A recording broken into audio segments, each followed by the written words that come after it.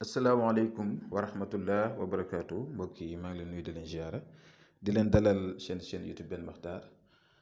ñëpp xam leen ne ñun jullit yi dañuy war a féete Ashura muy suba incha allah ci dimanche bi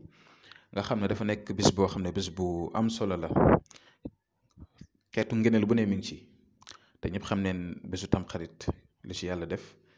te jafe-jafe yi bari na surtout sax ñi nga xam ne dañuy woo dama am jafe-jafe ak sama jëkkër dama am jafe-jafe ak sama jabar dama am jafe-jafe ak ki may bëgganteel dama bëgg takk diw nangam bari na te yàlla rek moo koy faj nag amul kenn ku dul yàlla suñu borom lépp loo xam si ni am na rek dafa fekk mu neex ko kon yal na yàlla mottali lépp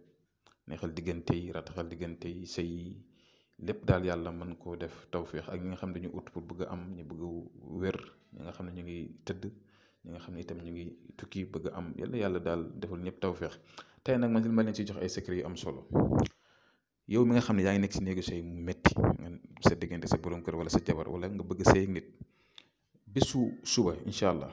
si bis bi nga koy bind mën naa si bind yu bari denc ko pour ñi nga xam ne raw na leen wala mënuñ koo def pour en cas ku ko soxla ñu mën leen koo jox kon da ngay bind 113 bisimilah rahmaani rahiim nga ubbi miim yëpp. yow mi nga xam ne yow da ngaa bëgg jubóog sa jëkkër wala sa jabar wala ki ngay bëgganteel wala ko mënti doon bindal turam si biir mii mi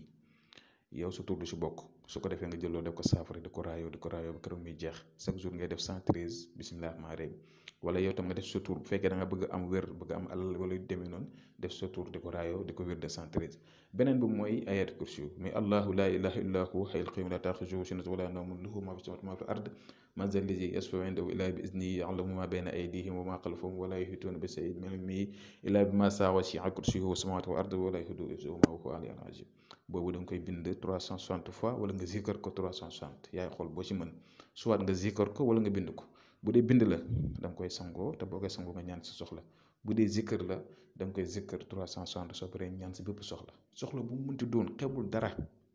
yow daal yaay xool soxla bu mu mënti doon kon loolu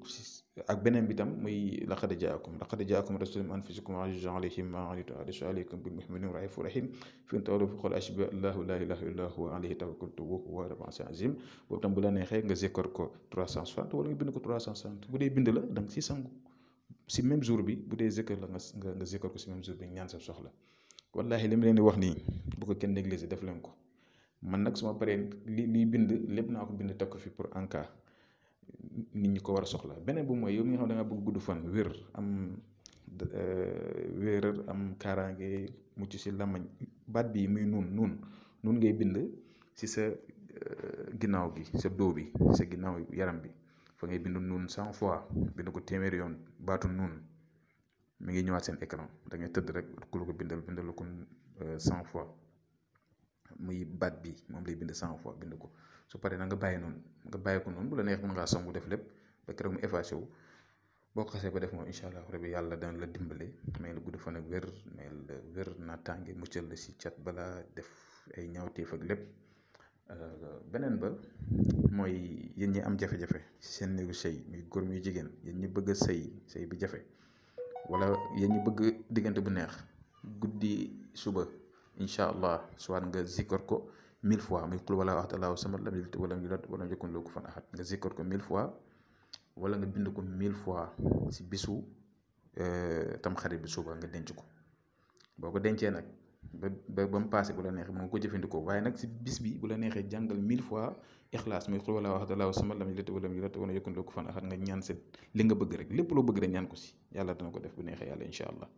wala bu bés bi paasee bu fekkee def nga ko saafara bi ñu dinañ ko am su ko defee saafara soosu boo ko jëlee mën nga si ñaan sa bépp bëgg-bëgg sa diggante sa borom kër wala sa wàllu mbiri àddina nga di ko raayoo loolu boo ko defee incha allah rabbi yàlla dana la defal tawfiix dimbali la kon ñu ngi baalu àq ñëpp di baal àq ñëpp yàlla dafa ñu jàmm bu soobee jàmm incha allah asalaamaaleykum wa rahmatullah wa barakaatu.